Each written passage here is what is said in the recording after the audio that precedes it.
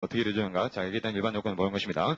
자, 물권 변동이라는 것은, 자, 물권 변동 의 들어가시면요. 자, 물권 변동은 물권의 발생, 변경, 소멸한 효과가 가져온다 해서, 자, 물권 변동할 때는 변경만 있는 것이 아니라 발생, 변경, 소멸인 것입니다.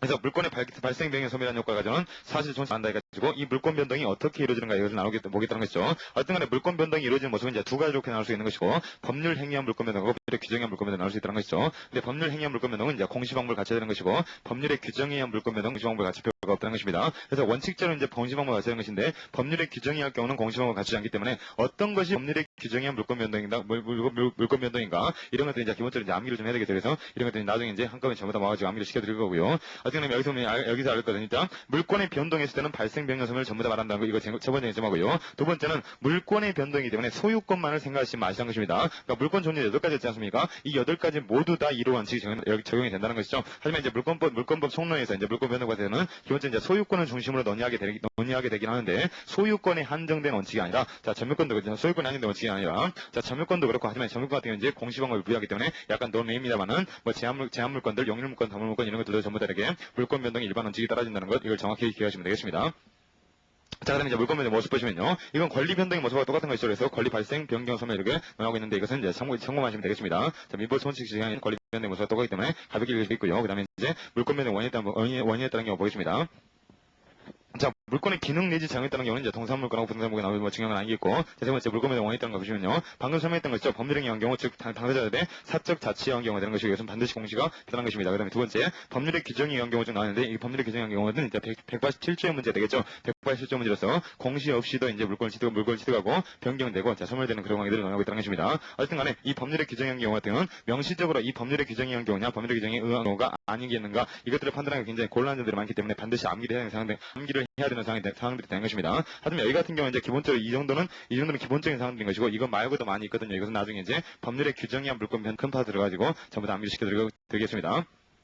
자, 그러면 310페이지 이제 물권 변동과 공시 나와 있는데요. 이 물권 변동과 공시를 보는 이유는 법률의 규정에 의한 물권 변동 같은 경우는 어디까지나 예외적인 현상들인 것이고 원칙적으로 오인법은 사적 자치를 기반으로 하기 때문에 법률 행위에 의한 물권 변동이 원칙 때문에 자, 물권 변동과 공시가 어떤 관계가 있겠는가? 자, 오인법은 성립 요건을 제시하기 때문에 공시가 반드시 있어야 된다는 관계가 있다는 것에 따라서 공시제도라든가 여기에 대한 근본적인 뭡니까? 공시제도라든가 여기에 대해서 이제 일반론을 보겠다는 것입니다.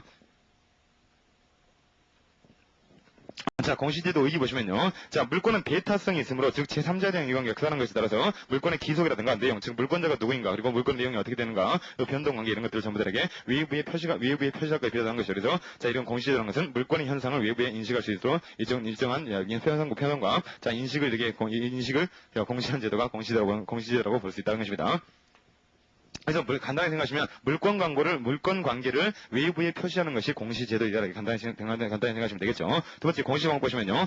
부동산 물권 같은 경우는 것이고 동산물권은 점유를 공시방법이라고 했다는 것이죠. 인도 내지는 점유를 공시방법이라고 했다는 것입니다. 자, 근데 자, 그밖에 이제 판례 같은 경우는 등기 점유뿐만 아니라 자, 판례 같은 경우는 수목의 집단 미불 요과시에 대해서 자, 관습법상 인정되는 공시방법으로서 명인방법을 인정하고 있다는 것입니다. 그래서 자, 공시방법이 크게 자, 관습법상 인정되는 제도도 자, 우리 물권법상의 제도인 것이죠. 자, 때문에 관습법상 인정되는 명인방법도 자, 공시방법이 된다는 것 이거 기억하시면 되겠습니다. 자, 그다음에 이제 객관식 문제로서 동산물권의 공시방법의 A가 무엇이 있겠는가 이런 것들 보시면 되겠는데 자, 일단 인도 하나 정리됐던 것이죠. 하지만 동산물권 공시방법 같은 경우는 이것만 있는 것이 아니라 공적 정부의 등기 등록이 필요한 것도 있는 것이죠. 자, 여기 동산물권 하겠습니까? 공적 정부의 등기 등록이 필요한 것, 즉 자동차라는 것, 선박 비중기 이런 것들은 공적 정부의 등기 등록이 필요하기 때문에 이런 것들도 동산물권의 공시방법 속에 포함될 수 있는 것을 기억하시기 바랍니다. 두 번째 이제 세 번째 공시원칙과 공시원칙 보겠습니다.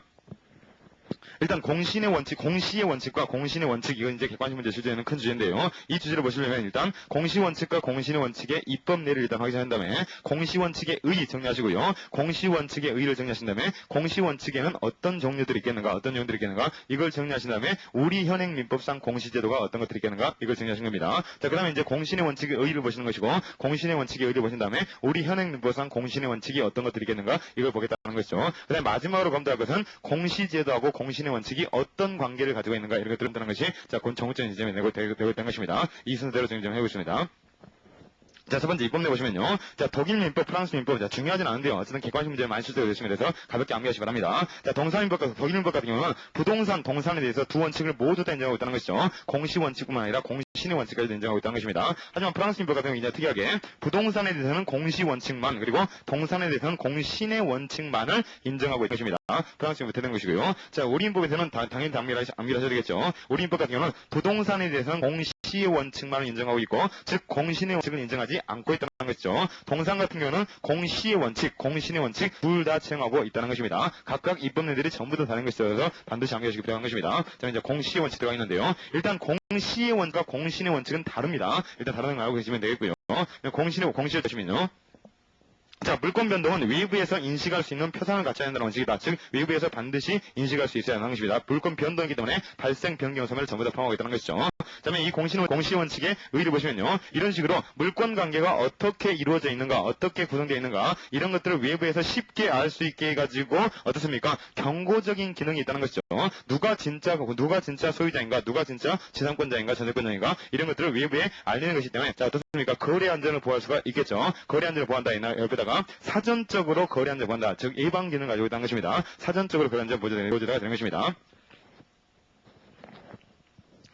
그러니까 진정한 소유권자가 누구인가 이런 것들을 사전에 공시가 되는 자를 소유권자라 믿을 수밖에 없기 때문에 사전에 자 거래 안전을 보호하고 있다는 것이 사전적인 거래 안전을 보호하고 있다는 것이죠. 자 이것 때문에 이제 객관식이 중요한 것이 자 이 공시의 원칙이라는 것은 물권 변동 관계를 이제 나중에 이제 물권이 변동됐다 이런 것들을 표시하는 것에 불과한 거 사적인 거래 안전 보호제도 이것에 불과한 것이지 외관 보호 법리는 절대로 안 한 것입니다. 이 공시의 원칙이라는 것은 외관 보호 법리라든가 동적 안전을 보호한다든가 이런 법리들이 절대로 안 한 것이죠. 이 외관 법리라든가 동적 안전 보호제 등은 공시의 원칙의 내용이 되는 것입니다. 공시 원칙의 내용이 되는 것이 아니라요. 두 가지는 전혀 별개 제도입니다. 공시 원칙하고 공신의 원칙 약간 관련성은 있습니다만 내용 자체가 아예 다르기 때문에 두 가지를 빨리 분리시켜가지고 생각하는 사고방식을 갖춰야 되는 것입니다. 그래서 공시 원칙은 절대로 외관 보호 법리도 아닌 것이고 동적 안전 보호제도 아닌 것입니다. 동적 안전이라는 것은 진정한 권리자를 희생해서라도 거래 안전을 보호하겠다. 즉, 자 거래 안전을 보호하겠다. 그러니까 외관을 신뢰한 자에 대해서 소유권을 부여를 하겠다. 이런 제도이기 때문에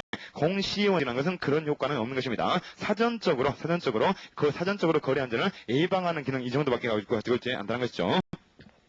자, 그래서, 자, 공시 원칙에 대해서 정리를 해보면, 자, 외관 보호 법리라든가 동적 거래 안전제도는 절대 아닌 것이다. 하지만 거래 안전을 보호하는 기능을 가지고 있다는 것이죠. 사전적으로 거래 안전을 보호하는 기능 이 정도밖에 가지고 있지 않다는 것입니다. 다음 실현 방법 보시면요. 이 공시 원칙에는 실현 방법이 크게 두 가지 입법례가 있다는 것이죠. 자, 형식주의하고 의사주의 이렇게 나오고 있는데요. 형식주의하고 똑같은 말이 성립요건적인 것이고, 의사 똑같은 말이 대항요건적인 것이고, 자, 형식주의를 법주의 그리고 의사주의를 불법주의하고 있는 것입니다. 전부 다 똑같은 말이 된 것입니다.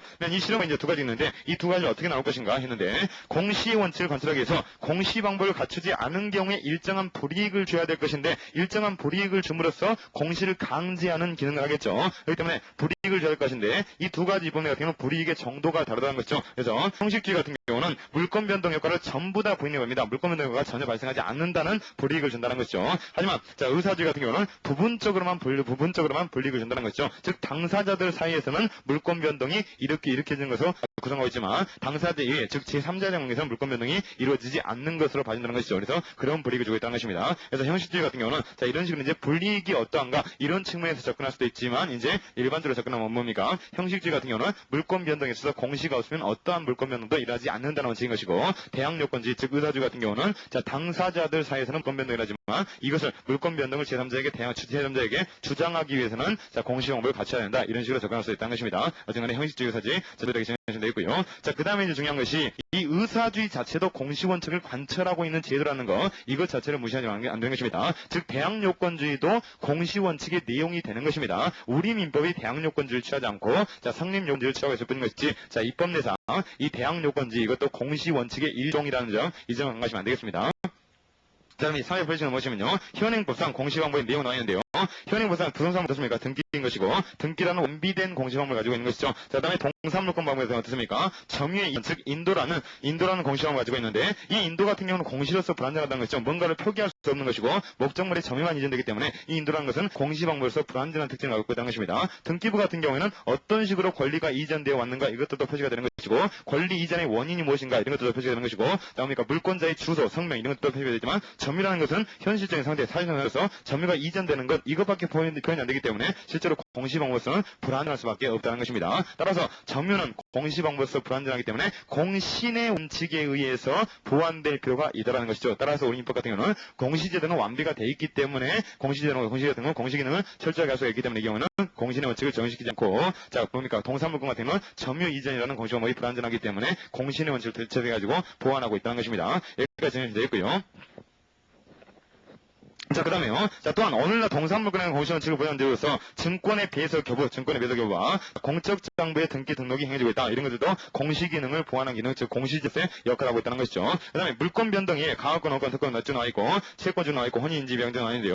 특히 이제 채권 같은 경우에서도 채권 양도의 통지 어떻습니까? 채권 양도에는 당사자 합의만 있으면 되기 때문에 성립요건지는 아닌 것입니다. 하지만 통지 승낙을 대항요건하고 있다는 것이죠. 따라서 채권 양도에 있어서 통지 승낙도 대항요건을 취하고 있는 공시제도의 일종이라는 점, 이 점을 간과하시면 안 되겠다는 것이죠. 그리고 혼인, 인지, 입양 같은 경우에서도 어떻습니까? 혼인 신고, 인지 신고, 입양 신고, 이것을 창설적인 요건함으로써 이런 신고가 있어야지만이 어떻습니까? 가족법 관계의 변동이 야기 된다는 것이죠. 성립 요건을 취하고 있다는 것입니다. 그래서 공시제도가 신분행위에도 이렇게 적용되고 있다는 것이죠. 자, 그 다음에 이제 총괄적으로 객관식 문제는 어떤 거냐면요. 이런 식으로, 자, 공시제도라는 것은 물권 변동에 한정된 제도가 아니라는 것입니다. 물권 변동에 한정된 제도가 아니라, 자, 채권이라든가 가족법상의 관계에서도 공시제도가 관철되고 있다는 것이죠. 그래서 객관식 문제 많이 출제가 되겠습니다. 공시제도는 물권 변동에 한정된 제도이다. 틀린 문제가 되는 것이죠. 물권 변동에만 한정된 것이 아니라, 다른 제도도, 다른 가족법 관계라든가 채권 관계에서도 공시제도가 활용되고 있다는 것입니다. 자, 밑에 있는 판례 같은 경우는요, 그냥 설정하시면 되겠고요. 공시원칙 들어가겠습니다. 자, 공시원칙을 보시면요. 공시 방법에 의해서 적정하게 공시된 물건을 신뢰하여, 즉 공시를 신뢰했다는 것입니다. 자, 공시를 신뢰하여 거래한 자가 있는 경우에는 비록 그 공시 방법이 실체적 권리관계와 일치하지 않더라도 마치 그 공시된 대로 권리가 존재한 것처럼 다룬다 해가지고, 자, 의지를 해주고 있다는 것이죠. 권리가 없는 자를 권리가 있는 자로 의지를 해준다는 것이죠. 이렇게 다뤄가지고 그자의 신뢰를 보호하는 원칙, 이것을 공신의 원칙이라는 것이고, 이 공신의 원칙이 바로 외관 법리, 즉 외관을 신뢰를 보호하기 때문에 외관 법리인 것이고, 또 동적 거래 안전을 보호한다는 것이죠. 원칙적으로는 권리를 취득할 수 없는 자를 신뢰했다는 이유로 권리를 취득시켜주니까 동적 거래 안전, 이런 말이 등장하고 있는 것입니다. 그 다음에 이제 그래서 그 외관 법리고 동적 안전을 보호하는 법리인 것이고, 그 다음에 사후적인 거래 안전 보호제도이다. 이렇게 정해주시면 되겠습니다. 그러니까 공시의 원칙 같은 경우는 사전적, 예방적인 거래 안전 보호제도라면, 공신의 원칙은 사후적으로 거래 안전을 보호하고 있다는 것이죠. 권리를 확정적으로 취득할 수 있게끔 해주니까요. 이 공신의 원칙이라는 것은, 자, 이 양걸 이론까지 보시고 계속 보겠는데요. 이 공신의 원칙이라는 것은 진정한 권리자를 희생하여 거래 상대방의 신뢰를 보호하는 원칙이다. 즉, 공신의 원칙을 채택했다는 것은 언제나 진정한 권리자의 희생을 뒤따를 수밖에 없다는 것입니다. 진정한 권리자를 박탈시키고 외관을 신뢰를 보호하기 때문에 공신의 원칙이라는 것은 언제나 진정한 권리자의 희생을 뒤따르는 것이 있다는 것이죠.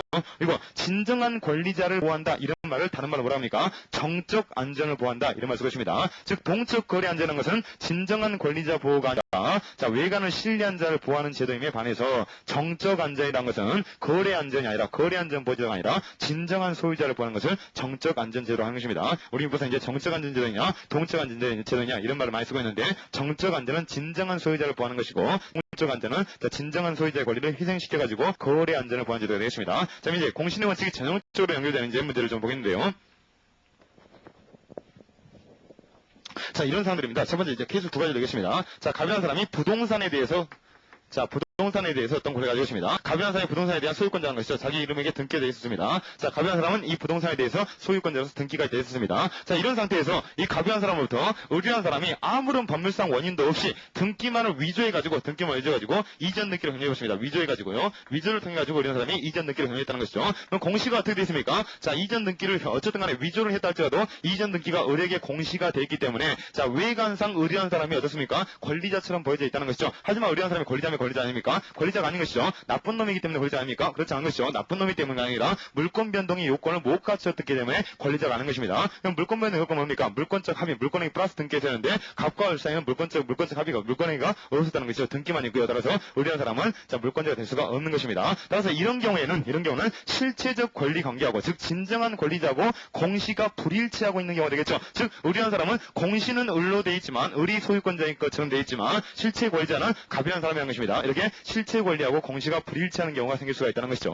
이렇게 불일치할 경우에 뭔가 문제가 발생하겠죠. 이런 상태에서 자 병이라는 사람이 을과 법률행위를 통해 가지고 매매를 통해 가지고 자 이 목적물에게 병이라는 사람이 양수를 했다는 것입니다. 그리고 이전 등기를 경리했다는 것입니다. 이랬을 때 병이라는 사람이 소유권을 취득할 수 있습니까 없습니까? 소유권을 취득할 수 있는가 없는가? 물권 변동이기 때문에 물권행위 플러스 등기가 있는가 없는가? 이걸 검토해야 될 것이고 일단 등기는 있죠. 하지만 물권행위가 있다고 볼 수 있습니까 없습니까? 일단 물권행위가 있다고 볼 수는 있겠죠. 하지만 이 두 가지가 유효해야 되는데 물권행위는 절대로 유효할 수가 없다는 것이죠. 왜 그렇습니까? 의리한 사람에게는 소유권이 없기 때문에 즉 소유권을 처분할 권한이 없기 때문에 의리한 물권행위는 무효가 된다는 것입니다. 따라서 등기는 있어봤자 실조를 무효한 것이고 이 변호한 사람은 소유권을 취할 수 없는 것이 우리 민법의 결론이라는 것이죠. 우리 민법의 결론입니다. 우리 민법의 결론이란 말 무슨 말입니까? 이렇게 공시하고 실체관계하고 불일치가 있었을 때 공시를 신뢰한 자를 절대로 보호하지 않는다는 것이죠. 이 말이 무슨 말입니까? 부동산에 있어서는 공신의 원칙이 채택되지 않고 있다. 이 말인 것입니다. 즉 부동산 같은 경우에는 공시를 아무리 신뢰한 자가 있다 할지라도 외관 보험내 가지고 이 병이라는 사람에게 소유권을 부여하는 즉 권리를 부여하는 이런 효과를 발생시키지 않는다는 것입니다. 즉 이 경우는 뭡니까? 동적 거래 안전을 보장하지 않고 있다는 것이죠. 부동산 같은 경우는 동적 거래 안전을 보장하지 않고 뭘 보장하고 있습니까? 정적 안전을 우선시하고 있다는 것이죠. 즉 진정한 소유자의 권리를 보호하고 있다는 것입니다. 이런 식으로 공신의 원칙을 채택하지 않음으로써 즉 실관계하고 공시가 불일치할 때라도 공시를 신뢰한 자를 보호하지 않음으로써 우리 민법은 부동산 물권 변동에서는 정적 안전을 훨씬 많은 쪽에 기울고 있다는 것입니다. 입법 정책의 문제인 것이죠. 우리 민법이 공신의 원칙을 채택하지 않고 있는 것은 부동산 땅덩어리도 크고 돈도 크기 때문에 진정한 소유자 보호 쪽으로 기울고 있다는 것입니다. 하지만 반대로 이것이 동산일 때는 문제가 달라진다는 것이죠. 동산 케이스를 열고 있습니다. 자, 가변한 사람이 있고요. 가변한 사람이 진정한 소유자입니다. 자, 소유자이고 목적물에 점유를 하고 있습니다. 진정한 소유자로서 목적물을 점유하고 있는데 이 갑으로부터 의리한 사람이 또 훔쳤습니다. 훔쳐가지고 이 동산을 훔쳐가지고 자기에게 점유를 이전시켜 놓았습니다. 자, 이게 훔쳤다는 것입니다. 그럼 의리한 사람이 권리를 취득할 수 있습니까? 의리한 사람 나쁜 놈이기 때문에 취득할 수 없는 것이 아니라 이 경우도 물권이 플러스 인도 동산이기 때문에 인도가 있어야 되는데 인도는 있었지만 물권행위가 없다는 것이죠. 따라서 의리한 사람은 권리를 취득할 수가 없는 것입니다. 그럼 이 상태까지 딱 보면 이거부터 어떻습니까? 실체적 권리 관계하고 자 뭡니까? 공시하고 불일치하고 있다는 것이죠. 공시가 뭡니까? 점유인 것이죠. 의리 점유를 하고 있기 때문에 공시관계로만 본다면 의리한 사람이 수권자인 것처럼 보인다는 것입니다. 하지만 실체적 권리관계에서는 갑이라는 사람에게 여전히 소유권이 있다는 것이죠. 이런 상태에서 자 병이라는 사람이 자 의리 점유를 신뢰합니다. 무슨 말입니까? 공시를 신뢰했다는 것이죠. 의리라는 사람에게 점유가 있으니까 이 사람에게 소유권이 있더라고 병이라는 사람이 신뢰를 했다는 것입니다. 이거 신뢰하고 선의 무과실 평온 공연하게 거래행위를 통해 가지고 병이라는 사람이 인도를 받아가지고 소유권을 취득하게 되면 병은 소유권을 취득할 수 있습니까? 없습니까? 취득할 수가 있다는 것이죠. 249조 성의 취득 규정 때문에 병이라는 사람은 소유권을 취득할 수 있다는 것입니다. 원칙적으로는 소유권을 취득할 수 없는 자야 되는 것이죠. 왜 그렇습니까? 을과 병사에서 원칙대로 소유권을 취득하려면 물권행위 플러스 자 공시방법인 인도가 있어야 하는데 공시방법인 인도는 있지만 을이 행한 물권행위는 절대로 유효할 수가 없다는 것이죠. 즉 처분권이었기 때문에 물권행위가 무효여야 됨에도 불구하고 부동산 같은 경우에는 선의 취득 제도 즉 공신의 원칙을 인정해 줌으로써 공시를 신뢰한 자 즉 점유라는 외관을 신뢰한 자를 보호해주고 있다는 것입니다. 극히 예외적으로요. 249조건이 엄격하니까요. 극히 예외적으로 아마 자 병이라는 사람을 보여주고 있다는 것이죠. 즉 무권리자의 처분행위에 대해서 예외적으로 무효를 하지 않고 이 사람에게 권리를 확정적으로 취득할 수 있게끔 해주고 있다는 것입니다. 이 병이라는 사람이 권리를 취득해 오면 어떤 권리가 박탈됩니까? 갑이라는 사람의 권리가 박탈된다는 것이죠. 즉 진정한 권리자의 권리가 박탈된다는 것입니다. 자 소유권은 일물일권주의. 자 이 목적물에 대해서 병도 소유자, 갑도 소유자 이렇게 할 수는 없는 것이죠. 따라서 병이 소유권을 취득해 보면 갑이라는 사람의 소유권은 박탈될 수밖에 없다는 것입니다. 자, 그렇기 때문에 이렇게 공신의 원칙, 즉 동적 거래 안전을 보호하다 보면 정적 안전이 위협을 당한다는 것이죠. 이것은 어쩔 수가 없는 문제라는 것이죠. 입법 정책의 문제니까요. 따라서 부동산 같은 경우에는 자 그나마 공시제도가 어느 정도 완비가 돼 있기 때문에 자 공신의 소유를 인정하지 않고 또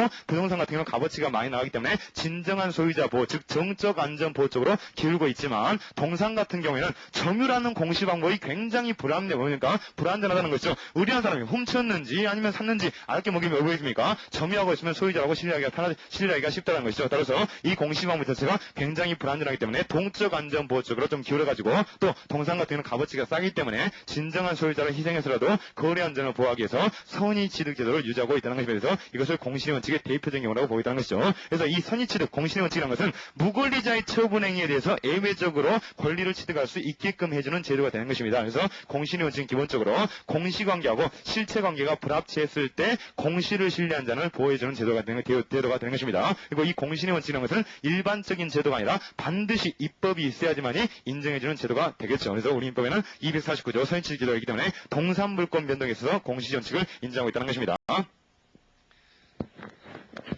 자, 여기까지 보시면 되겠고요. 자, 인정거 보겠습니다. 자, 공시원칙은 현실적 효성 그리고 공시원칙을 보완한 목을 발전했다 했는데 뭐 중요한 건 아니겠고요.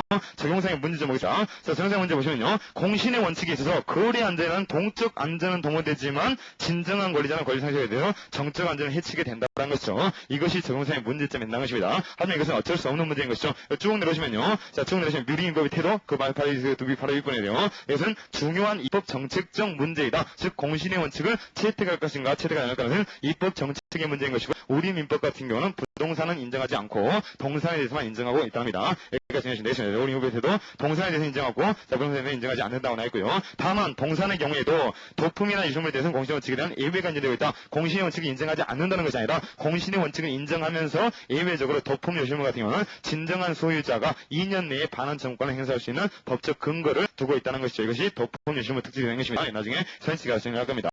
두 번째요. 부동산 물권과 공신의 원칙이 나오는데요. 일단 여기서 기본적으로 하거든요. 부동산 물권에 대해서는 공신의 원칙을 인정하지 않고 있다. 이 정도 말씀드리는 것입니다.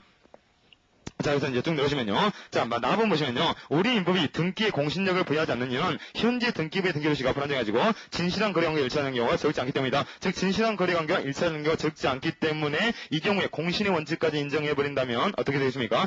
공신의 진제는 부동산 소유권을 가진 자가 소유권을 박탈될 가능성이 굉장히 크다는 것이죠. 따라서 이 경우에는 인정하지 않고 있다는 것입니다. 그리고 등기부 같은 경우는 어느 정도 권리 변동 관계를 공시하고 있기 때문에 누구로부터 샀는가를 조사해 볼 수가 있다는 것이죠. 하지만 점유 같은 경우는 조사가 안 되는 것이죠. 하지만 등기 같은 경우는 쭉 연결이 되기 때문에 조사가 가능하기 때문에 이런 것들을 조사해가지고 이렇게 할 수가 있기 때문에 부동산 등기는 공신력 인정하지 않고 있다는 것입니다. 자, 그러면 이제 309페이지, 자, 394번 제3자 보시면요. 자, 부동산 등기에 공신력을 인정하지 않는 결과 선의 제3자는 불이익을 당할 수가 있다. 이것이 원칙이 되는 것이죠. 따라서 이 경우에 선의 제3자를 예외적으로 보호하기 위한 조문들이 있다는 것이죠. 이렇게 예외적으로 보호하기 위한 조문 같은 경우는 공신의 원칙 때문에 보호되는 것이 아니라 민법 규정의 효과, 그 민법 규정의 효과 때문에 제3자가 예외적으로 권리를 취득할 수 있게끔 되는 것입니다. 그래서 아까 이 부동산 관계에서 갑과 을 사이에서 위조가 아니라 위조인 경우는 절대로 보호기준이 없는 것이죠. 위조된 경우는 없는 것이고 갑과 을 사이에서 뭐 통정을 표시라든가 자, 뭐니까 비즈니 표시가 예를 무효가 된 경우라든가 차고 사유가 있다든가 아니면 뭐니까 사기광고 사유가 있다든가 이런 경우 같은 경우는 의뢰하는 사람이 병에게 팔았을 때 병이 선이라면 예외적으로 보호가 될 수가 있다는 것이죠. 하지만 이것은 등기의 공신력을 인정해줘서 보호되는 것이 아니라 의사표시 일반 규정의 그 효과 때문에 보호를 해준 것입니다. 자, 이런 기준들이 쭉 나와 있는 것이죠. 이런 기준 쭉 이렇게 가볍게 확인하시면 될 겁니다. 자, 넘어가시고요.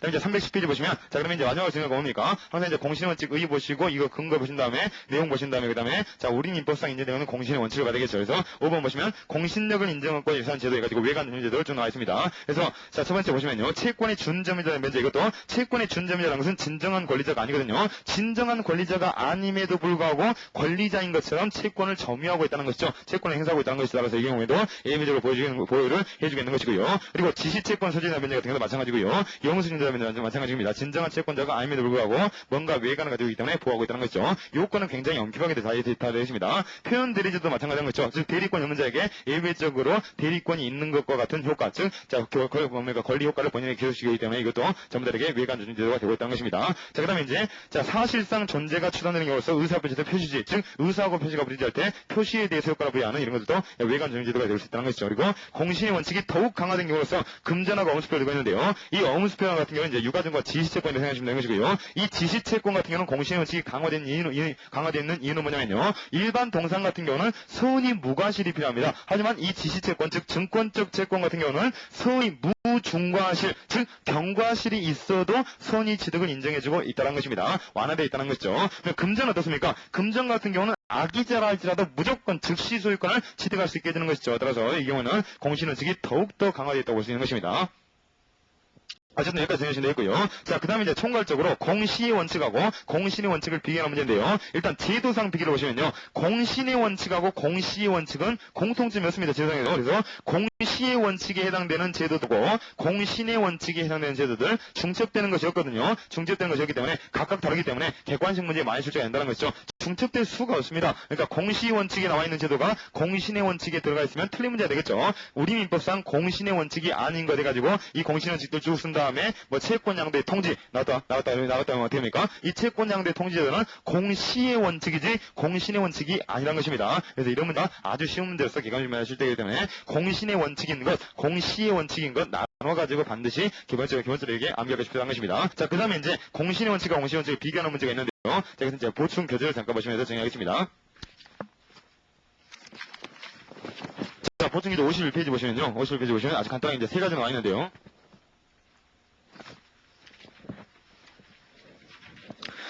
자, 보시면요. 공시의 원칙은 외관 보호라든가 동적 거래 안전 보호제도가 절대 아니다. 51페이지 양제도 비교 나왔습니다. 세 가지 보시면 되는데요. 공시의 원칙은 외관 보호라든가 동적 거래 안전 보호제도가 절대로 아닌 점 계속적으로 강조합니다. 공시의 원칙 아닙니다. 단 거래 안전은 산적으로만 보호한다는 것이죠. 자, 두 번째. 공시의 원칙은 추정력만을 부여하고 무슨 말입니까? 자, 등기의 추정력을 인정해주고 있는 것이고 즉 등기된 자가 진정한 권리자가 아니다 할지라도 일단 그 사람은 등기된 자에게 추정력을 인정해준다는 것이죠. 자, 추정력이라는 것은 확정력은 아닌 것입니다. 추정이라는 것은 의제가 아니기 때문에 뒤엎을 수가 있다는 것이죠. 입증해가지고요. 따라서 의뢰한 사람이 위조해가지고 등기 가지고 있는데 이 사람이 일단 위조해가지고 등기를 가지고 있을 때 이전 등기가 어렵게 돼 있으면 진정한 권리자라고 추정은 된다는 것이죠. 하지만 갑이라는 사람이 와가지고 그 사람은 위조해가지고 등기된 자이기 때문에 진정한 권리자가 아닙니다. 해가지고 추정을 깨뜨릴 수가 있다는 것입니다. 어쨌든 간에 일단 추정은 된다는 것이죠. 점유 같은 것도 마찬가지고요. 자, 그렇지만 공신의 원칙이라는 것은 자, 권리 확정력을 부여한다는 것입니다. 즉 공시의 원칙은 확정력이 아니라 추정밖에 부여하지 않는데 공신의 원칙은 확정력을 부여한다. 무슨 말입니까? 이 병이라는 사람이 자, 병이라는 사람이 동사의 물건이 있어요. 병이라는 사람이 손이 취득을 해버리면 소유권을 확정적으로 취득을 해버리는 것이죠. 따라서 권리 확정력을 부여한다. 이런 말 쓰고 있다는 것입니다. 그래서 공시의 원칙에는 공시의 원칙은 추정력만을 부여하지만 자, 권리와 공시의 원칙 같은 경우 권리 확정력까지도 부여한다는 것이죠. 그리고 세 번째요. 공시가 확실하지 않으면 공신의 원칙에 의해서 정적 안전이 위협당할 수가 있다라는 지문, 이런 지문을 조심해야 되겠고요. 정적 안전은 진정으로 보이는 것이고 동적 안전은 외관 보호를 통해서 거래 안전을 보호하는 제도가 되는 것입니다. 여기까지 정해주시면 되겠습니다. 자, 그다음에 이제 310페이지 자, 물권면제 구성 요소 들어가겠습니다.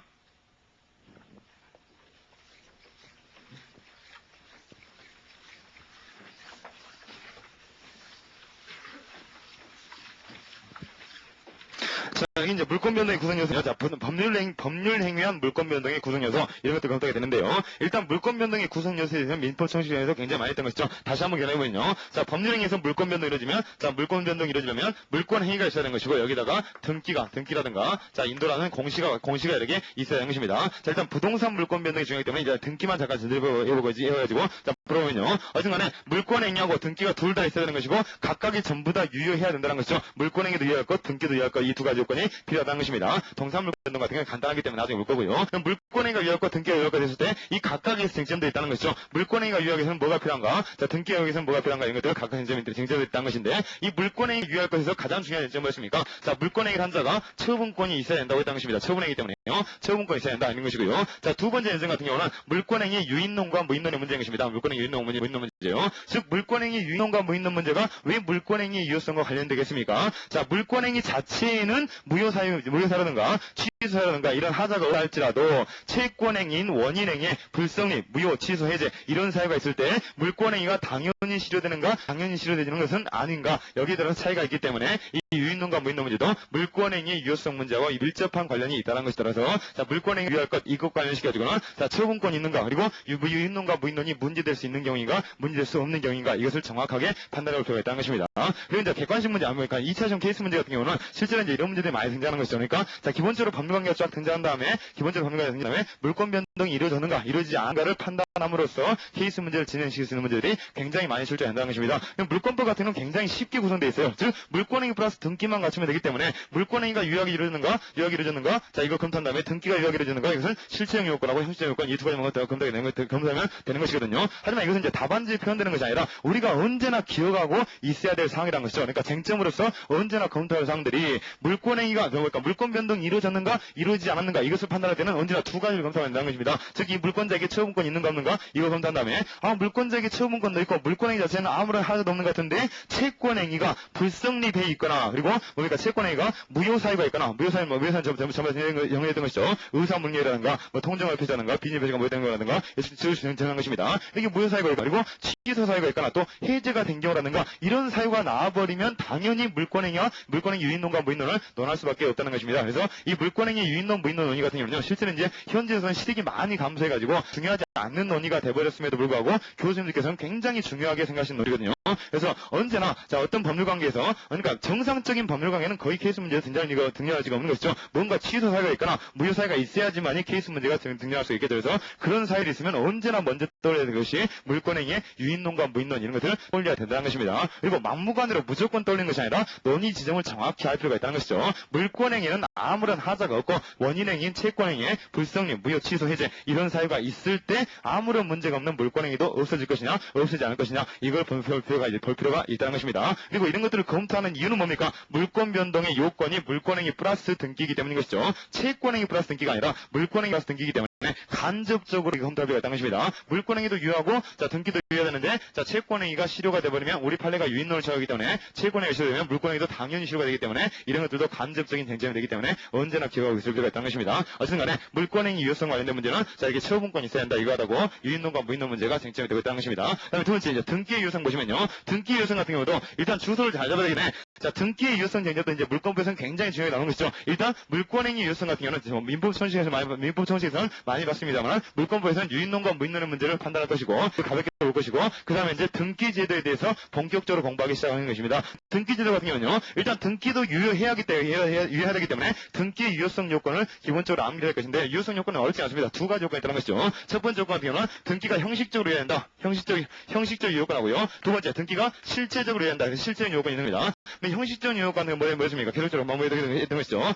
부동산 등기법이 정한 절차에 따라 부동산 등기법이 정한 절차에 따라서 등기가 격려되었을 것 이것이 이제 요건이 되는 것입니다. 그리고 이 요건상 문제가 되는 것이 나중에 보시면 이제 네 가지가 문제됩니다. 등기가 있는가 없는가, 등기가 불법할 수 있는가, 어떻게 하면 어떻되는가, 이중 보존 등기 문제를 어떻게 처리할 것인가 이것이 사실 등기 형식적 요건에서 가장 중요한 문제가 되는 것이죠. 이중 보존 등기를 어떻게 처리할 것인가. 이런 문제들이 등장하게 되는 거죠. 관할 위반 등기를 어떻게 처리할 것인가 나중에 볼 겁니다. 그리고 이제 실체적 요건 같은 경우는 물권적 합의하고 등기가 일치해야 된다는 것이죠. 합치해야 한다는 것입니다. 물권적 합의, 물권행위 따로, 등기 따로 돼 있으면 물권 변동이 이루어질 수가 없다는 것이죠. 실체적 요건은 흠결이기 때문에요. 그래서 이 실체적 요건에서 이제 중요한 쟁점으로서 많이 등장하는 것이 무효 등기 유형이라든가 가장 중요한 중간 생략 등기 문제라든가 이런 것들이 쟁점화 돼가지고 등장하고 있다는 것입니다. 나중에 이제 등기 유효성 가서 정확하게 정리를 해드릴 겁니다만은 어쨌든 간에 이중 보존 등기 문제라든가 중간 생략 등기 문제 엄청나게 중요한 문제인 것이죠. 무효 등기 유형이라든가 그리고 실체관계에 부합하는 등기 법리 이런 것도 굉장히 중요한 것인데 이런 쟁점들이 등기의 유효권에서 어느 쟁점에 들어가는가 즉 형식적 유효권 사용 문제인가 실체적 유효권 사용 문제인가 이런 것들도 주소를 정확하게 알고 있을 필요가 있다는 것이죠. 그러니까 대충 해가지고 중간생략 등기 하니까 뭔가 문제가 많이 있는 거더라 이렇게 생각하시면 안 되는 것이고 중간생략 등기가 무엇 때문에 유효성이 문제였는가 이걸 정확하게 판단할 필요가 있는 것이고 등기 실체적 유효권을 개렸기 때문에 문제가 있다는 것입니다. 그리고 이중 보존 등기 문제도 굉장히 많이 출제가 되는데 이중 보존 등기 문제도 막연하게 아이고 등기가 두 개 있으니까 뭔가 헷갈리니까 무효인가 보다 이렇게 생각하지 마시고 등기의 유효성에서 실제적 형식적 유효권 즉 이중 보존 등기는 부동산 등기법이 정한 1부동산 1등기 용지지 원칙 이것에 위반한 것이거든요. 절차에 위반한 것입니다. 이것에 위반하기 때문에 무효가 된다. 이걸 가지고 정확하게 알고 있을 필요가 있다는 것입니다. 그래서 이제 어쨌든 간에 총론적으로 부동산 물권에 대한 물권이 유효되는 것이고 등기가 유효해야 된다. 각각 요건들이 있다. 이걸 정확하게 하신 다음에 각각 요건들을 이제 채워보는 것이 쟁점이 되는 것입니다. 그러면 첫 번째 이제 물권 행위부터 채워 들어가는 것입니다. 첫 번째 물권행위 보시면요. 물권행위라는 것은 이미 확인한 게 있는 것이죠. 물권행위라는 것은 직접 물권 변동을 목적으로 하는 의사표시다. 즉 물권 변동을 직접 야기시키는 의사표시 이것을 물권이라고 보고 있는 것입니다. 법률행위인 것이죠. 그리고 처분권이 있어야 된다. 이것이 가장 중요한 점 되겠죠. 그 다음에 조그마한 거 나와 있는 것은 나중에 볼 거기 때문에 여기서 삭제하겠습니다. 두 번째 물권행위와 채권행위 구별 나뉘는데요. 일단 구별 같은 정리했던 거 있는 것이죠. 물권행위는 기본적으로 처분이기 때문에 처분권이 있어야 된다. 그리고 이행의 문제를 남기지 않는다. 하지만 채권은 어떻습니까? 처분권이 불필요한 것이고 이행의 문제를 남긴다. 이런 특징이 있었던 것이죠. 그리고 임대차 계약 어떻습니까? 임대차 계약이요. 임대차 계약은 물권행위입니까? 채권행위입니까? 당연히 채권행위입니다. 그래서 임대차 계약을 할 때 임대인에게 소유권이 없으면 임대차 계약은 무효입니까? 그렇지가 않다는 것이죠. 임대차 계약은 채권 행위에 불과하기 때문에 임대인에게 목적물에 대한 처분권이 불필요한 것입니다. 따라서 임대인이 자기 소유 목적물이 아님에도 불구하고 그것을 임대를 해주면 무효가 되는 것입니까? 무효가 아니라는 것이죠. 임대차 계약은 채권행위에 불과하니까요. 이거 잠깐 주시면 되겠습니다. 자, 그러면 이제 세 번째 보시면요. 자, 의사표시 모습에 따른 물권의 종류 나뉘는데요. 자, 이것도 이제 계약 뭡니까? 법률행위 종류가 똑같은 것이죠. 계약하고 단독행위하고 합동행위 이 세 가지를 말하는 것입니다. 물권행위 같은 경우도 물권적 합의, 물권 계약 이렇게 나올 수 있겠고,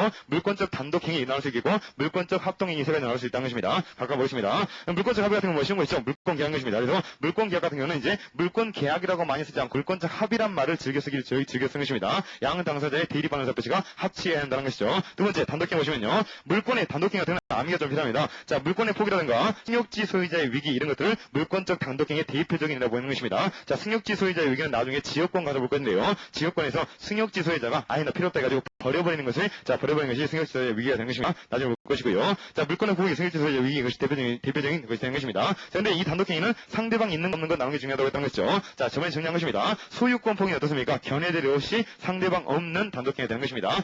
하지만 제한물권의 포기는 견해들이 있다고 했던 것이죠. 제한물권 포기 같은 경우는 제한물권자하고 제한물권 설정자 이 두 사람이 있기 때문에 제한물권자가 포기해버리면 제한물권 설정자에 대한 의사표시 이런 것이 있을 수 있기 때문에 상대방 있는 거 없는 거 견해들이 있는 것이고 이 경우에 양 당사자가 있기 때문에 상대방 있는 단독행위라는 견해가 다수설적인 대우를 점하고 있는 것입니다. 제한물권 포기는 상대방 있는 단독행위라는 견해 이것이 다수설인 것이고요. 상대방 없는 단독행위가 소설적인 대우인 것입니다. 합동행위는 또 견해들이 있겠죠. 합동행위 같은 경우는 합동행위를 인정할 것인가 인정하지 않을 것인가에 대해서 견해들이 있기 때문에 다수설 같은 경우는 합동행위를 인정한다. 따라서 물권에 있어서도 합동행위가 있을 수 있는 것이고 이것의 대표적인 예가 항상 대표적인 예정으로 암기하시기 바랍니다. 두 번째 나와 있는 것이죠. 그 예로서 공유자 전원에 의한 공유물의 포기, 공유자 전원에 의한 공유물의 포기, 합동행위라는 것은 언제나 방향을 같이 해야 되기 때문에 방향을 같이 해야 되기 때문에 공유물의 포기 여기서만 이렇게 되는 것입니다. 자, 그렇지만 이제 합동행위 개념을 부정하는 경우는 이걸 부정할 수밖에 없는 것이죠. 쟁점은 없습니다. 그다음에 방식과 내용 보겠습니다. 이 방식과 내용도요 어렵게 나오는데 실제가 많이 되고 있죠. 자, 민법상 물권행위는 그 방식이 자유롭다. 이거 내용에서 아무런 제한도 없다는 것입니다. 이것이 원칙인데 왜 이것이 출제가 되겠습니까? 독일 민법이 그렇지 않다는 것이죠. 즉 독일 민법 같은 경우는 부동산 물권 행위에 있어서 요식 행위로 규정하고 있다는 것입니다. 부동산 물권 행위를 요식 행위로 규정하고 있고 조건과 기한을 붙일 수 없도록 되어 있다는 것이죠. 그래서 독일 민법의 특징은 부동산 물권 행위에 대해서 요식 행위로 규정하고 있고 조건과 기한을 붙일 수 없도록 하고 있다는 것입니다. 하지만 우리 민법은 정반대라는 것이죠. 우리 민법은 요식 행위도 아닌 것이고 조건과 기한도 자유롭게 붙일 수가 있다는 것입니다. 이것 때문에 가끔씩 주제가 있다는 것이죠. 그래서 물권 행위는 요식 행위가 아니라 불요식 행위다. 조건과 기한도 붙일 수가 있다로 정확하게 정의해야 합니다. 독일 민법은 이렇지 않고 독일 민법과 다르다는 것이죠.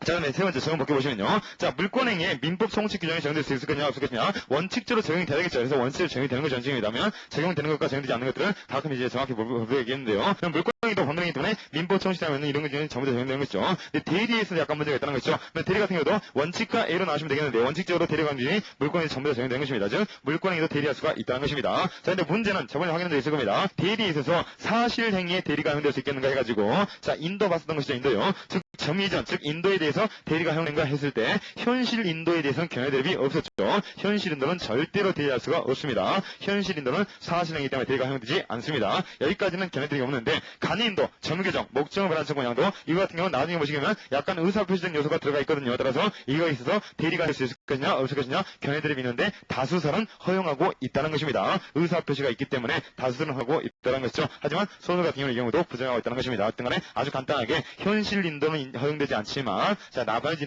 인도 방법은 허용이 된다. 다수설 정리하시면 되겠습니다. 채권규정 보시면요. 일단 채권규정 같은 경우도 자, 채권규정 같은 경우는 원칙이 뭐냐 원칙이 적용되지 않는다고 원칙인 것입니다. 즉 물권하고 채권법은 다르기 때문에 물권행위는 직접 물권면을 모질하고 이행의 문제라는 것은 남기지 않기 때문에 채권규정은 원칙대로 적용되지 않지만 다만 예외가 있다는 것이죠. 채권규정이 적용되는 예외가 있다는 것입니다. 이건 아까 봤던 물권청구권 문제하고는 약간 다른 것이죠. 물권청구도 한 내용에 들어가 있을 뿐인 것입니다. 먼저 보시면요. 계약의 성립에 관한 규정이 적용되지 않는 것이죠. 즉 물권계약 같은 경우도 의사표시 합치가 있어야 되기 때문에 자, 청약과 승낙의 합치가 있어야 한다. 이런 계약의 성립 규정은 적용될 수 있겠고요. 예외적으로요. 두 번째, 청구권 관계가 성립하는 경우 어떤 경우가 있습니까? 물권적 청구 관계가 되겠죠. 그래서 이 물권적 청구 관계가 성립하는 게 아까 채권법 규정이 예외적으로 적용될 수 있다는 거, 이행시체, 수령시체, 변제공방법 이런 것도 적용될 수 있다는 거 정리했을 겁니다. 그다음에 세 번째로 적용될 수 있는 것이 제3자를 위한 계약의 규정입니다.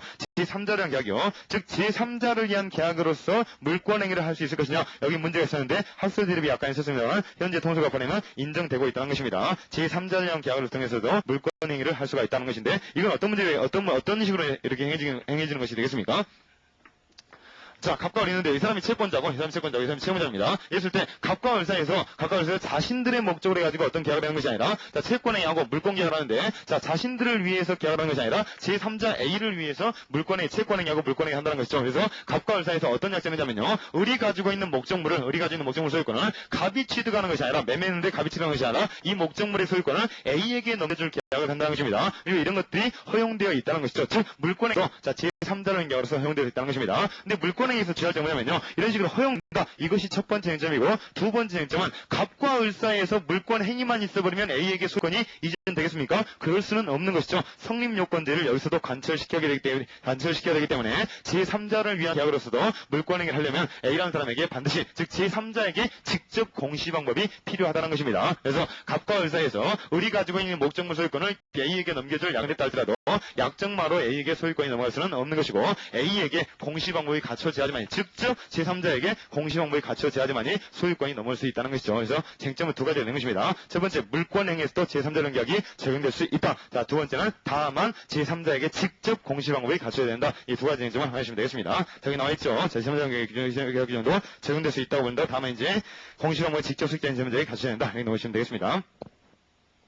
자, 물권의 구성 요소 보시면요. 자, 물권 변동 있기에서는 단순히 당사자에서 배워보자고 공시 방법을 갖춰야 된다는 것이죠. 그러면 물권행위 구성 요소에서 견해 대립이 있는지 좀 뭐냐면요. 저도 방금 왔습니다만 물권행위 플러스 등기라는 것이 뭡니까? 물권행위 플러스 등기라는 것이 물권 변동의 요소이기 때문에 이때 물권행위하고 자, 등기라는 것을 따로따로 받지 않습니까? 그럼 견해 대립이 있는지 뭐냐면요. 이것이 통설적인 책임입니다. 즉 물권행위하고 등기는 따로따로 된 것이다. 그리고 이 두 가지가 모여가지고 물권 변동이라는 법률 효과를 야시킬 수 있다. 이것이 통설적인 체계인데 물권 변동의 구성 요소에서 견해들이 있는 지점은 이영준 변호사님께서 이렇게 보고 있지 않다는 것입니다. 이영준 변호사님께서는요. 이것이 통설적 체계인데 이영준 변호사님께서는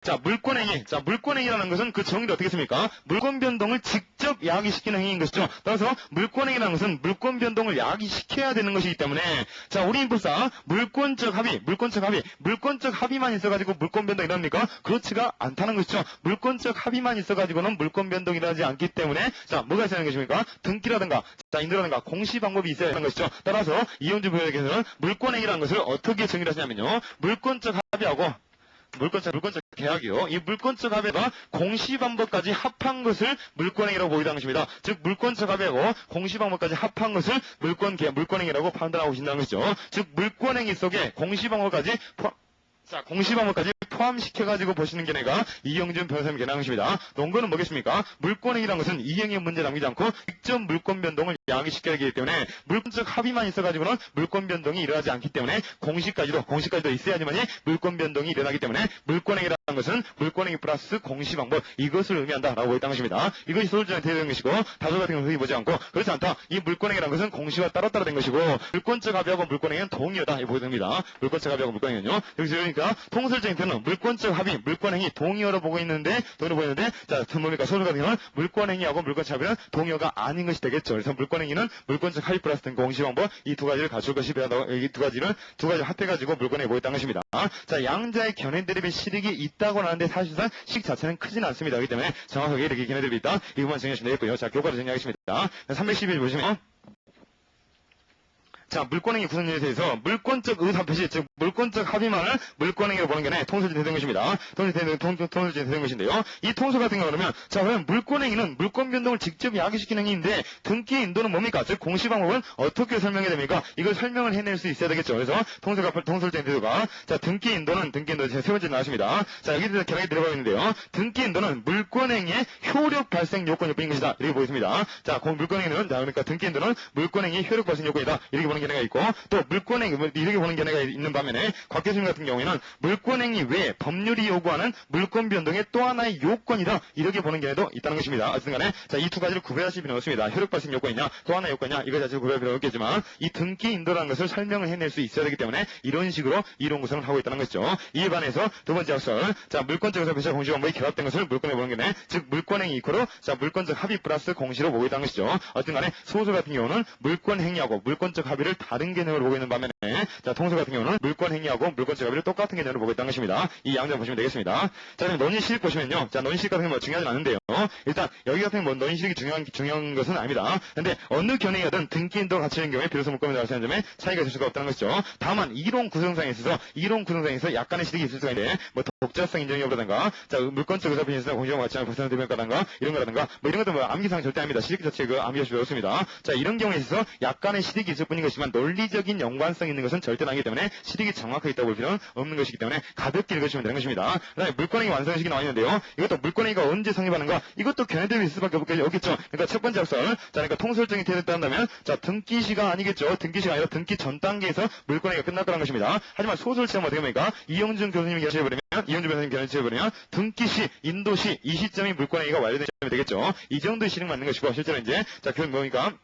자, 김영일 교수님 같은 경우는 일설을 취하시고 있기 때문에 일설에 따라가지고 통설에 따라가지고 물권의 완성 시기를 이제 나름대로 이렇게 정해보려고 노력하고 계시는 것입니다. 하지만 우리는 정확히 이렇게 정할 필요 없는 것이고 그런가 보다 이것만 정해주시면 되는 것입니다. 그래서 간단히 이걸 바랍니다. 어쨌든 객관식으로 출제가 없기 때문에 좀 삭제하고 넘어가겠습니다. 자, 그 다음에 이제 물권의 독자성과 무인성 보시면요. 자, 일단 물권의 독자성에서, 자, 독자성 무인성에서 독자성까지만 하고 좀 시도하겠습니다.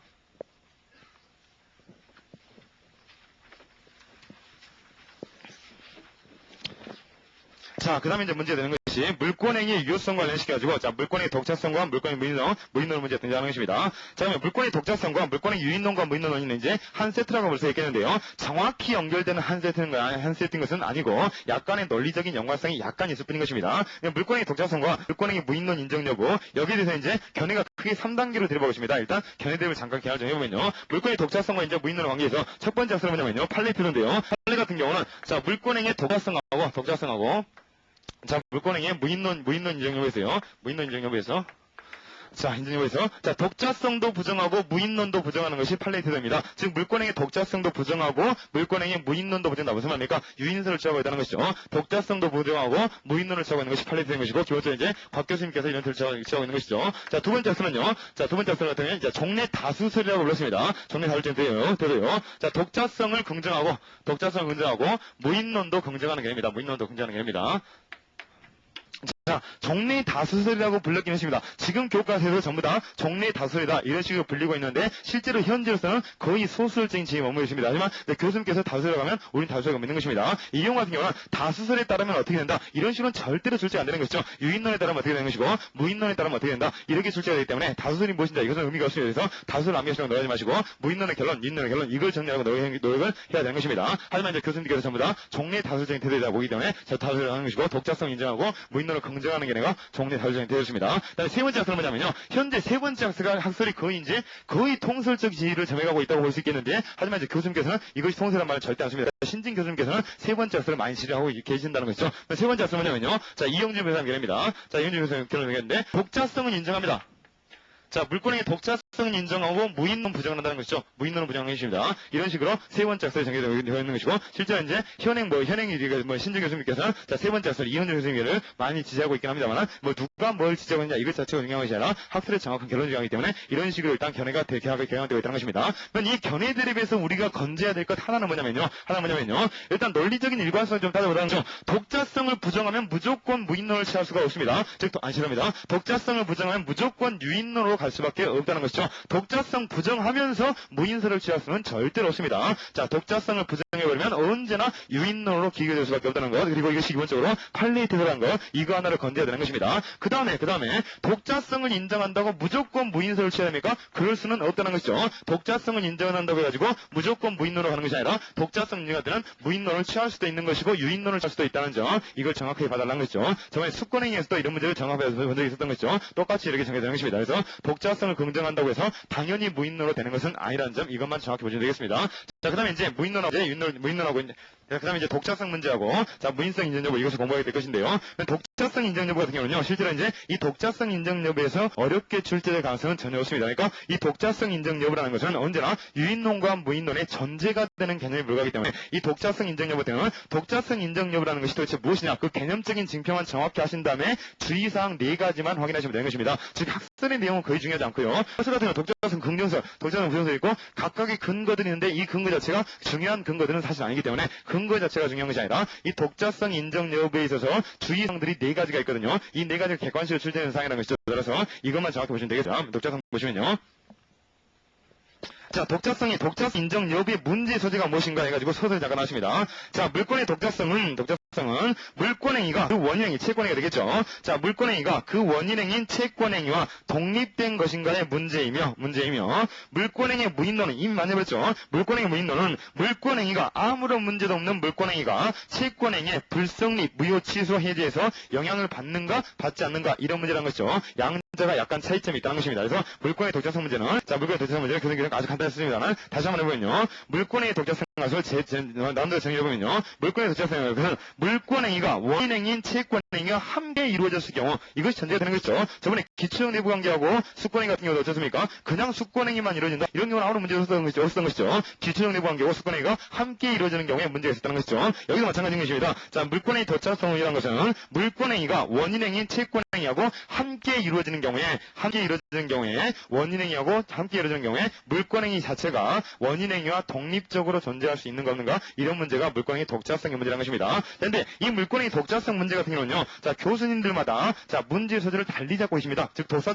독자성 문제를 바라보는 관점들이 약간씩 차이점이 있다는 것입니다. 자, 곽 교수님 같은 경우는 이제 어떻게 보시냐면요, 이건 중요한 논의가 아닙니다. 그냥 이야기에 의해서요. 곽 교수님 같은 경우는 물권행위하고 채권행위가 실제 거래 관념상 별개로 이루어지는가, 함께 이루어지는가, 이런 문제에 집중하셔가지고 검토하는 경향이 있습니다. 그러니까 물권행위하고 채권행위가 실제 거래 관념상 함께 이루어지는가, 아니면 따로 이루어지는가, 이런 문제의 측면에서 접근하시는데요. 하지만 이영준 교수님께서는 그런 식으로 접근하지 않고, 자, 물권행위하고 채권행위를 이론상 별개의 것으로 별개의 것으로 파악할 수 있겠는가, 별개의 것으로 구성할 수 있겠는가, 없겠는가, 이런 문제로 파악하신다는 것이죠. 따라서 박 교수님 견해를 채워버리면 실제상 함께 이루어지는가, 이런 측면에서 접근한다면 거의 실제상 함께 이루어지거든요. 거의 실제상 함께 이루어지기 때문에 독자성을 인정할 여지가 거의 줄어들 수밖에 없다는 것이죠. 하지만 이영준 교수님께서는 오히려 이론적으로, 관념적으로 접근하시기 때문에 물권행위하고 채권행위가 관념적으로 구분될 수 있겠는가, 없겠는가, 이런 문제 쪽에 기울어가지고 접근하시기 때문에 언제나 독자성을 인정하는 쪽으로 기울 수밖에 없겠죠. 특히나 이영준 교수님께서는 완전히 독자성을 부정할 수가 없겠죠. 완전히 독자성을 인정할 수밖에 없겠죠. 왜 인정할 수밖에 없겠습니까? 이영준 교수님께서는 물권행위를 어떻게 정의하십니까? 물권행위는 물권적 합의 플러스 등기, 물권적 합의 플러스 인도라든가 등기를 물권행위 속에 포함을 시켜버린 것이죠. 명확하게 구분되지 않겠습니까? 채권행위는 등기라든가 인도가 포함되지 않는 것이죠. 하지만 물권행위는 이영준 변호사께서는 등기라든가 인도까지 포함을 시켜가지고 물권행위를 보기 때문에, 아이고, 채권행위하고 물권행위는 완전히 구분돼가지고 독자성을 인정할 수밖에 없게 되겠죠. 이런 식의 이제 접근 방법에 차이점이 있기 때문에, 이 독자성 문제를 바라보는 관점상의 차이점이 있기 때문에 독자성 인정설, 독자성 부정설로 기울고 있을 뿐인 것이지, 실제로는 그 큰 실익은, 실제로는 커다란 실익은 없는 것입니다. 실익이라고 볼 수 있는 것은 독자성을 부정하면 무인론을 취할 수 없다, 이것만이 실익이 되는 것이죠. 자, 그래서 이것만이 실익이기 때문에, 자, 크게 중요한 문제는 아닌 것이고, 독자성 인정설, 독자성 부정설, 그 근거까지 정확하게 보시면 없겠습니다. 그래서 교과서만 간단히 보시면 되겠습니다. 자, 그러면 이제 독자성 인정 문제는요. 자, 방금 정했을 만한 문제 소재는 물권행위가 채권행위와 함께 이루어졌을 경우에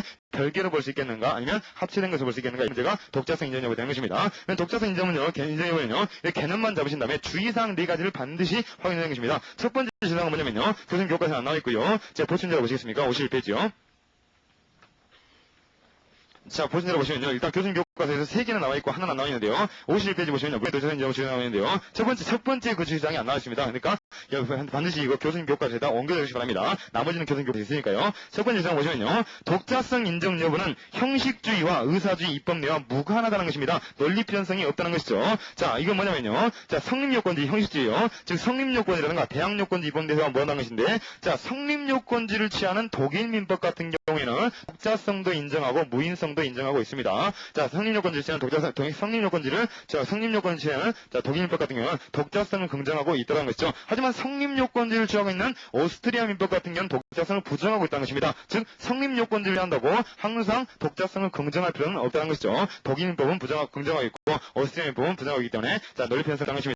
그리고 대항요건지를 취하는 불란서 민법 같은 경우, 프랑스 민법 같은 경우는, 자, 독자성을 부정하고 있습니다. 대항요건지를 취하는 프랑스 민법 같은 경우 독자성을 부정하고 있는데, 일본 민법 같은 경우는 독자성은 뭡니까? 대항요건지를 취하고 것임에도 불구하고 독자성 인정 여부에 견해 대립이 있다는 것이죠. 명쾌하게 이루어지고 있는 것이 아니라요. 이런 식으로 자 성립요건제하고 대항요건제는 독자성 인정 여부하고 논리 필연 관계가 없다는 거 이것이 객관식 문제 쓸 때가 되고 있는 것이죠. 자 두 번째 이제 뭐냐면요. 자 일단 보시면 물권행위의 독자성을 부정한다고 해가지고 물권행위 개념 자체를 부인하지는 않는다. 중요한 것이죠. 자 그래서 수권행위하고 기존의 관계 개념적으로 분리하는데 견해가 일치하고 있다는 것이죠. 여기도 견해가 일치하고 있는 것입니다. 즉 물권행위 독자성을 부정한다고 해가지고 물권행위 개념 자체를 인정하지 않는 것은 아니다. 즉 개념적인 분리는 인정해주고 있다는 것이 둘 다예요. 자 그다음에 자 채권행위 없이 독자성을 부정한다고 해가지고 채권행위 없이 물권 변동 이렇게 하면 물권행위가 없다고 보는 것도 아니라는 것입니다. 즉 채권행위 없이 물권 변동만 야기시키는 물권행위도 존재한다고 보는 것이고 그 대표적인 애가 물권의 포기라는 것이죠. 물권의 포기는 채권행위를 존재하지 않으니까요. 이런 식으로 독자성 인정설과 독자성 부정설의 실익이 없는 부분들을 정리하고 있다는 것이죠. 첫 번째 같은 경우는 입법량은 입법량 무관하다. 두 번째는 독자성을 부정하라고 해가지고 개념 자체를 분하지 않는 것이고 물권행위만 있는 경우를 부정하는 것은 아닌 것입니다. 자, 세 번째요. 독자성을 인정한다고 해서 독자성 근저설 되겠죠. 독자성을 인정한다고 해서 채권행위와 물권행위가 항상 따로따로 행해진다. 이렇게 말하지도 않는다는 것입니다. 합체되어 행해질 수 없다고 보는 것도 아니라는 것이죠. 합체돼서 행해질 수 있다고 보는 것입니다. 다음에 네 번째요. 독자성을 부인하면 물권행위는 당연히 유인성을 갖는다. 이것이 마지막 실이 되는 것입니다. 이런 관련된 이제 교수교과는 나뉘었습니다. 자, 그러면 교수교과서 이제 확인시켜 드리면요. 자, 313페이지 보시면요. 자, 313페이지 보시면요. 자, 소설밭에서 제일 마지막 문장 보시면요. 즉, 물권의 독자성 바로 들어가기 전에 독자성을 부인하면 물권은 당연히 인성을 띠게 된다. 이것이 네 번째 인정이 되는 것이죠. 그래서 물권이 무인는 문제는 독자성 인정할 때만 비롯되어 독자성을 부인하면 물권은 당연히 인성을 띠게 된다. 네 번째 인정이고요. 그 다음에 문제 제기에서 첫 번째로 보시면요. 다음과 같은 점을 주의하는 나오지 않습니까? 진짜로 주의해야 되는 것입니다. 자, 첫째가 이제 방금 했던 두 번째 진행이 되는 것입니다. 즉, 물권의 독자성을 부정한다고 해서 개념 자체를 부정한다든가 채권에 존재하고 있는 이런 것을 부정하지는 않는 것입니다. 다음에 둘째 나와 있는 것이 자, 세 번째 주장이 되는 것입니다. 독자성을 인정한다고 해서 합치되어 생각해줄 수 있는 것은 없다고 하는 것은 아니다. 여기까지 정하시면 되는 것이고 제 보충 교재로서 정리하지 마시고 한 가지를 추가시켜가지고 성립요건지 대항요건지 입법태도와 무관하다. 이것만 이렇게 추가시키는 게 좋을 겁니다. 언제나 교과서에 있으면 교과서가 원칙인 것이지 보충 교재가 원칙인 것이 아니기 때문에 언제나 교과서에 대한 확인하시면 되겠습니다. 그 다음에 여기까지만 하시면 되는 것이고 그 다음에 나있는 학설 있죠. 자, 독자성 인정론, 독자성 부정설 이것 자체는 뭐 중요하지 않겠습니다. 근데 이제 독자성 인정론에서는요. 자, 근거로서 보시면요. 자, 로마서 3번 근거 있죠. 자, 민법 569조 그리고 740이죠. 그러니까 뭐 정문에 하지 마시고 타인권리임의 비치 변제 그리고 종료채권 그리고 해약금 약정 등 이런 것들이 우리 민법이 독자성을 인정하고 있다라고 추측할 수 있는 법적 근거이다. 이렇게 들고 계시거든요. 그렇기 때문에 이것 정도만 잠깐 봐주시기 바랍니다. 이것 정도가 최신 이론들이기 때문에 실제할 수 있는 것입니다. 타인권리임의 비치 변제, 종료채권 그리고 해약금 약정들 이런 것들이 자, 독자성 인정론에 우리 민법이 독자성을 취하고 있다는 거 그런 것들을 추단할 수 있는 거이다 보였다는 것입니다. 이 중에서 가장 중요한 것이 종료채권이라고 볼 수 있겠는데요. 이 종료채권 같은 경우는 어떻습니까? 자, 수량과 종료로서 정한 채권은 종료채권 하는데 이 종료채권은 이행을 할 때 반드시 뭐냐입니까? 특정을 해야 된다는 것이죠. 즉 종료채권 채무계약을 체결하는 것 이것이 채권행위인 것이고 특정하는 행위가 물권행위이다. 이렇게 판단하고 있다는 것입니다. 그래서 물권행위의 독자성을 인정할 수 있다라고 하는 핵심적인 근거가 되고 있다는 것입니다. 종료채권 규정만 이렇게 주시면 되겠고 나머지 것들도 자, 나름대로에게 독자성 인정하는 근거가 될 수 있다. 정해주시면 되겠습니다. 네, 독자성 문제 같은 경우는 가볍게 읽어보시면 되는 것이고 줄 것일 필요는 없을 것 같습니다. 다음에 314페이지 보시면요.